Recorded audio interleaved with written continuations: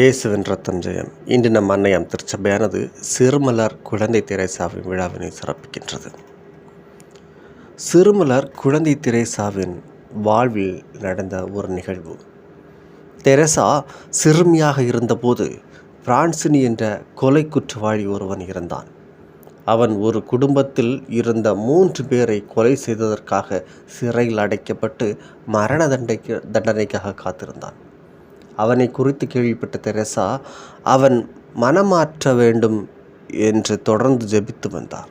தெரேசாவின் இடைவிடாத ஜெபத்திற்கு பலன் கிடைத்தது.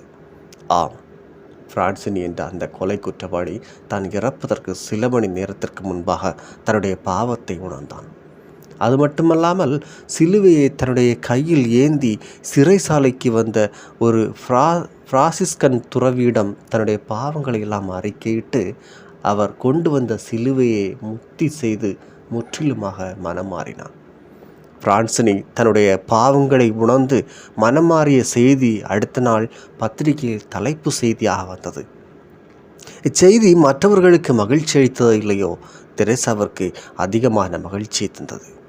அன்றிலிருந்து அவர் பாவிகளின் மனமாற்றத்திற்காக, ஆன்மாக்களின் ஈடேற்றத்திற்காக தொடர்ந்து ஜெபித்து வந்தார். இவருடைய வாழ்க்கை வரலாறை நாம் சற்று சிந்தித்து பார்ப்போம். தெரேசா 1873ஆம் ஆண்டு ஜனவரி 2ஆம் நாள் பிரான்ஸ் நாட்டில் உள்ள அலேன்கோன் என்ற இடத்தில் பிறந்தார். இவருடைய தந்தை லூயிஸ் மார்டின், தாய் செலி என்பவர் ஆவர். தெரேசாவின் குடும்பத்தில் அவர்தான் கடைக்குட்டி. அவரோடு பிறந்தவர்கள் 8 சகோதரிகள். ஆனால் அதில் 4 சகோதரிகள் மட்டுமே உயிரோடு இருந்தார்கள். தெரேசாவின் பெற்றோர் இருவருமே தங்களுடைய இளமை காலத்தில் துறவியாக போக வேண்டும் என்ற எண்ணம் கொண்டிருந்தார்கள். ஆனால் அது முடியாமல் போகவே தங்களுடைய பிள்ளைகளை கடவுளுக்கு உகந்தவர்களாய் வளர்த்து அதன் மூலம் அவர்களை துறவிகளாக மாற்றினார்கள். தெரேசாவிற்கு 4 வயது நடந்து கொண்டிருந்த போது அவருடைய தாய் அவரை விட்டு பிரிந்து போனார். அவருடைய அன்னையின் இழப்பு அவரை மீளா துயரில் ஆழ்த்தியது. இந்த நேரத்தில் தெரேசாவின் மூத்த சகோதரி பவுலின் தான் அவருக்கு ஒரு தாயை போன்று இருந்து அவருக்கு உதவிகளையும் செய்து அவரை சிறப்பாக வளர்த்தெடுத்தார். இந்த நேரத்தில் தெரேசா அடிக்கடி நோய்வாய்ப்பட்டு படுக்கையில் வீழ்ந்தார். ஒரு சமயம் அவர் இப்படி நோய்வாய்ப்பட்டு படுக்கையில் வீழ்ந்தபோது அவருடைய குடும்பத்தில் இருந்த எல்லாரும் இயேசுவிடமும் அன்னை மரியாவிடமும் ஜெபித்து வந்தார்கள். அப்போது அன்னை மரியா தெரேசாவிற்கு காட்சி கொடுத்து அவரை பார்த்து புன்னகைத்து விட்டு சென்றார். அடுத்த நாளிலே தெரேசாவிடமிருந்து நோய் முற்றிலுமாக மறைந்து அதன் பிறகு அவர் நல்ல சுகத்தோடு வாழ்ந்து வந்தார். எல்லாம் நன்றாக போய்கொண்டிருந்த போது தெரேசாவின் மூத்த சகோதரி பவுலின் கார்மேல் கன்னியர் மடத்தில் துறவியாக சேர்ந்தார். இது தெரேசாவிற்கு பேரிடியாக அமைந்தது. அவருடைய சகோதரியை போன்று அவரும் கார்மல் சபையில் துறவியாக சேர விரும்பினார். அப்போது அவருக்கு 9 வயது நடந்து கொண்டிருந்தது. அவருடைய வயதை காரணம் காட்டி அவரை சபையில் சேர்க்க மறுத்தனர். இருந்தாலும் தெரேசாவிற்கு துறவியாக மாற வேண்டும் என்ற எண்ணம் மட்டும் மாறவில்லை. தெரேசாவிற்கு 15 வயது நடந்து கொண்டிருந்த போது அவருடைய தந்தையோடு சேர்ந்து அவர் ரோமை நகருக்கு சென்றார். அப்போது திருத்தந்தையாக இருந்தவர் 13ஆம் சிங்கராயர். அவரிடத்தில் சென்ற தெரேசா கார்மேல் மடத்தில் துறவியாக சேர வேண்டும் என்ற தன்னுடைய எண்ணத்தை வெளிப்படுத்தினார். அதை கேட்ட திருத்தந்தை, உமக்கு துறவற மடத்தில் சேருவதற்கான வயது இல்லை, இருந்தாலும் இறைவனுக்கு விருப்பமானால் நீ சேர்ந்து கொள் என்று சொல்லி தெரேசாவின் விருப்பத்திற்கு சம்மதம் தெரிவித்தார். இதனால் தெரேசா தன்னுடைய 15ஆம் வயதில், அதாவது 1888ஆம் ஆண்டு ஏப்ரல் 9ஆம் நாள் கார்மேல் சபையில் துறவியாக சேர்ந்தார். கார்மேல் சபையில் துறவியாகி சேர்ந்த பிறகு தெரேசா தூய வாழ்க்கையை வாழத் தொடங்கினார். அதிகமான நேரத்தை ஜெபத்திலும் தவத்திலும் கழித்தார். எந்த ஒரு காரியத்தை செய்தாலும் அதனை ஆன்மாக்களின் ஈடற்றத்திற்காக செய்து வந்தார். சிறிய வழி, த லிட்டில் வே என்பதன் வழியாக சிறு சிறு காரியத்தை செய்வதன் வழியாகவும் ஆன்மாக்களை மீட்டெடுக்கும் பணியில் ஈடுபட்டார்.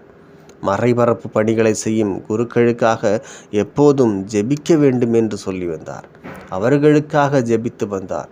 தெரேசாவின் வாழ்வை பார்த்த தலைவி அவரை அவருடைய 22ஆம் வயதில் நவகன்னியர்களுக்கு பொறுப்பாளராக ஏற்படுத்தினார். அது மட்டுமல்லாமல் அவருடைய வாழ்வையே ஒரு புத்தகமாக எழுத சொன்னார்.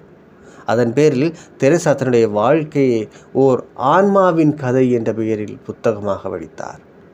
தெரேசா ஆன்மீகத்தில் அதிகமாக வளர்ந்தாலும் அவருடைய உடல்நிலை மோசமாகி கொண்டே வந்தது. எலும்புருக்கி நோயினால் அவர் அதிகமாக பாதிக்கப்பட்டார். இதனால் அவர் 1896 செப்டம்பர் 30 தன்னுடைய இன்னுயிரை துறந்தார். அவர் இறக்கும்போது அவருடைய சபை அருட்சகோதரிகள் யாவரும் அவரை சூழ்ந்து நின்று ஜெபித்து கொண்டிருந்தார்கள். அப்போது அவர், இயேசுவே, உம்மை நான் அன்பு செய்கிறேன் என்று சொல்லிவிட்டு தன்னுடைய உயிரை துறந்தார். தூய வாழ்க்கை வாழ்ந்த தெரேசாவிற்கு 1925 11ஆம் பதினாதரால் புனிதர் பட்டம் கொடுக்கப்பட்டது. 1997 திருத்தந்தை 2ஆம் யோவான் பவுலால் மறைபரப்பு நாடுகளின் பாதுகாவல் என்ற பட்டமும் கொடுக்கப்பட்டது. சிறுமலர் என அன்போடு அழைக்கப்படும் தூய குழந்தை தெரேசாவின் விழாவை கொண்டாடும் இந்த நாளில் அவரிடமிருந்து என்ன பாடத்தை கற்றுக்கொள்ளலாம் என சிந்தித்து பார்த்து நிறைவு செய்வோம். 1. துன்பத்தை பொறுமையோடு ஏற்றுக்கொள்ளல். குழந்தை தெரேசா தனக்கு வந்த துன்பங்கள் யாவற்றையும் சாபமாக பார்க்காமல் வரமாக பார்த்தார். அவர் தனக்கு வந்த எலும்புருக்கி நோயினை கூட கடவுள் தன் மீது கொண்டிருக்கும் அன்பின் வெளிப்பாடாகவே பார்த்தார்.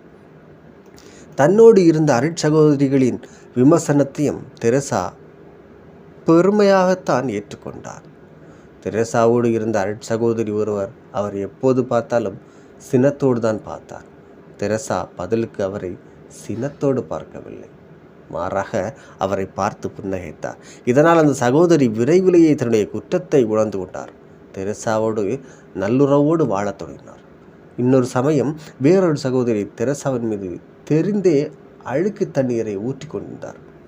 அவரை பார்த்து தெரேசா சினம் கொள்ளவில்லை, மாறாக இயேசு தனக்கு வந்த சிலுவையை எப்படி பொறுமையோடு ஏற்றுக்கொண்டாரோ அதை போன்று அந்த சகோதரி செய்யும் தவற்றை பொறுத்து கொண்டார்.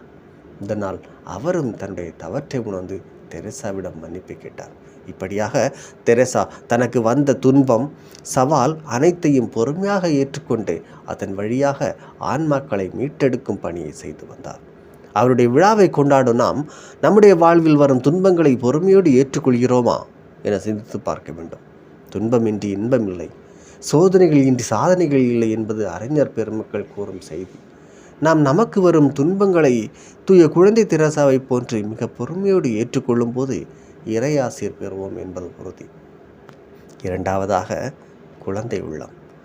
குழந்தை தெரேசாவிடமிருந்து நாம் கற்றுக்கொள்ள வேண்டிய மிக முக்கியமான பாடம் அவரிடத்தில் இருந்த குழந்தை உள்ளம்தான்.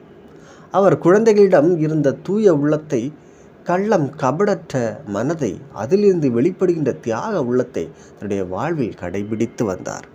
அவருடைய விழாவை கொண்டாடும் நாம் அவரிடத்தில் விளங்கிய கள்ளம் கபடற்ற தன்மையை கொண்டு வாழ்கிறோமா என சிந்தித்து பார்க்க வேண்டும். நற்செய்தியில் ஆண்டவர் இயேசு கூறுவார், நீங்கள் மனம் திரும்பி சிறு பிள்ளைகள் போல் ஆகாவிட்டால் விண்ணரசில் புகமாட்டீர்கள் என்று மத்தேயு 18 இறைவார்த்தையில் கூறுவார். ஆம், நாம் குழந்தைகளின் உள்ளத்தை கொண்டிராவிட்டால் இறைவன் அரசை பெறுவது என்பது இயலாத காரியமாகும். ஒரு ஊரில் ஜெனி என்ற சிறுமி இருந்தாள். அவள் எல்லாரிடத்திலும் அன்பும் அக்கறையோடும் இருந்தாள். ஒரு நாள் அவள் சாலையோரமாக போய் கொண்டிருந்த போது பிச்சைக்காரன் ஒருவனை கண்டாள். அவள் அந்த பிச்சைக்காரனின் அருகே சென்று பார்த்தபோது அவன் சாப்பிட்டு நிறைய நாட்கள் ஆனது போன்று தெரிந்தது. உடனே அவள் அந்த பிச்சைக்காரனை தன்னுடைய இல்லத்திற்கு அழைத்து வந்து உணவு கொடுத்தாள். அது மட்டுமல்லாமல் அவளுடைய தந்தையிடம் பிச்சைக்காரனை அழைத்து சென்று நம் வீட்டில் இவரை தங்க வைத்து ஏதாவது வேலை கொடுத்து கொள்ளலாம் என்று கெஞ்சி கேட்டாள். அவளுடைய தந்தையும் அதற்கு சம்மதம் தெரிவித்தார். இதனால் அம்மனிதர் ஜெனியின் இல்லத்தில் தங்கியிருந்த தோட்ட வேலைகளை செய்து வந்தார். பின்னொரு நாள் அவள் தன் குடும்பத்துடன் ஓர் உயர்தர உணவகத்திற்கு சென்றாள். அப்படி போகும்போது அவள் வேலைக்காரராக மாறிய பிச்சைக்காரரையும் அழைத்து சென்றாள். அங்கு அவருக்கு நல்ல உணவு பரிமாறப்பட்டது. அவர் அதை சாப்பிடும்போது கண்ணீர் விட்டு அழுதார். இதை பார்த்து ஜெனியின் தந்தை அவரிடம், எதற்காக இப்படி அழுகிறாய் என்று கேட்க, அதற்கு அவர் குழந்தை ஜெனியை சுட்டிக்காட்டி, ஜெனியை பார்க்கும்போது என்னுடைய அம்மாவை பார்ப்பது போன்று இருக்கின்றது என்று ஆனந்த கண்ணீர் விட்டு எழுதார். அவருடைய வார்த்தைகளை கேட்ட ஜெனியின் தந்தை தன் மகளை நினைத்து பெருமிதம் கொண்டாள். குழந்தைகள் எப்போதும் கனிவோடும் இரக்கத்தோடும் இருப்பார்கள் என்பதற்கு இந்த நிகழ்வு ஒரு சான்று. ஆகவே தூய குழந்தை தெரசாவின் விழாவை கொண்டாடும் இந்த நாளில் நாமும் அவரை போன்று துன்பங்களை பொறுமையோடு தாங்கிக் கொள்வோம். குழந்தை உள்ளம் கொண்டவர்களாய் வாழ்வோம். அதன் வழியாக இறையருள் நிறைவாய் பெறுவோம். ஆமென்.